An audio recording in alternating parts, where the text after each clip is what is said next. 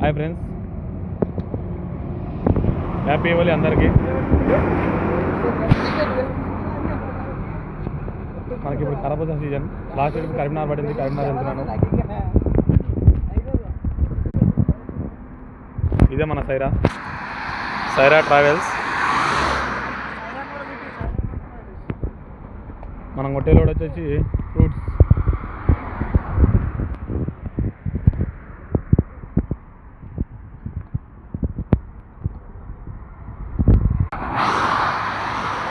ఈరోజు ఈ వీడియో తీయడానికి కారణం వచ్చేసి అందరికీ హ్యాపీ హోలీ.